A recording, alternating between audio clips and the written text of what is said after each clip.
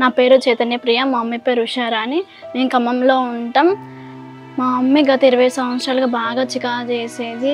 అసలు మాకు తెలిసేది కూడా కాదు ఎందుకు ఇట్లా చేస్తుంది ఏంటి అని. మా నాన్న ఉన్నప్పటి నుంచి ఇదే మా మమ్మీతో చాలా మేము బాధపడుతున్నాం. చాలా అసలు ఎంతగానో మేము చాలా ఇబ్బంది పడుతున్నాం. మా మమ్మీ ఇట్లా చికాకు చేస్తుంటే ఎందుకు చేస్తుంది, దేనికి చేస్తుంది అసలు ఏం అర్థం కావట్లేదు మాకు.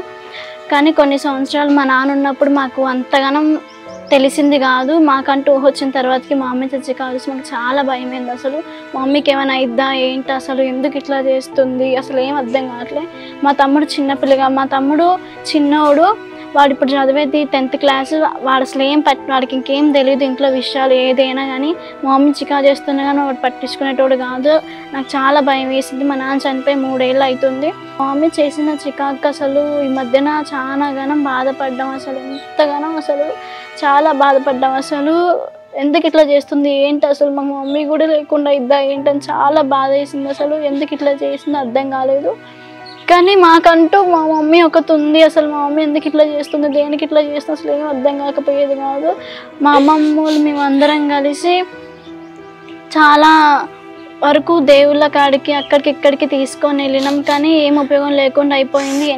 ఎంతగానో డబ్బులు పెట్టిన హాస్పిటల్ ఎమ్మటి ఎక్కడైనా కానీ ఏది ఫలితం లేకుండా అయిపోయింది. ఎన్ని తాయితులు కట్టించినా ఏది చేసినా అసలు ఏది మంచిగా లేకుండా అయింది. కానీ ఇప్పుడు మా మమ్మీకి మంచిగా ఉంది.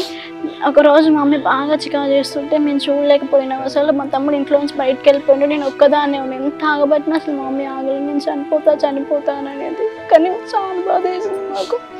మా మమ్మీ అసలు ఏమైతే ఏంటని చాలా భయపడ్డాం మేము. మా తాతయ్యకి ఫోన్ చేసాక మా పిల్లడి తాతయ్యకి నేను వస్తాగుంటాను ఇంటికి వచ్చి మా మమ్మీని చూసి మా మమ్మీ అసలు ఎంత ఆగబట్టిన ఆగకుండా ఊరికేది, గడ్డిలో పడి పుల్లాడేది, ఎంతగానో మమ్మల్ని చికాకు చేసేది. కానీ మేమంతా తాత చూసి మా మమ్మీ కాడికి తీసుకొచ్చిండు. మీరు మమ్మీ గారి కాడికి తీసుకొచ్చి మమ్మీ గారు ప్రేయర్ చేయగానే మా మమ్మీలో ఉన్న చీకటి శక్తులన్నీ పోయినాయి. మా మమ్మీ పరిపూర్ణంగా మంచిగా ఉంది. ఇప్పుడు మేము దేవుడి సన్నిధానం నడవబడుతున్నాం. మీరు మా మమ్మీ గారికి ప్రేయర్ చేసింది.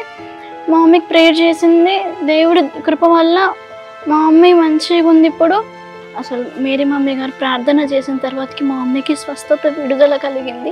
మా మమ్మీ మంచిగా ఉంది. ఇప్పుడు ఇన్ని సంవత్సరం అంటే పడిన చికాకు మొత్తం పోయింది. అసలు ప్రేయర్ చేసిన మమ్మీ గారి కృతజ్ఞతలు తెలుపుకుంటున్నాం. మీ చిన్న సాక్ష్యం దేవుడు దీవించును గాక.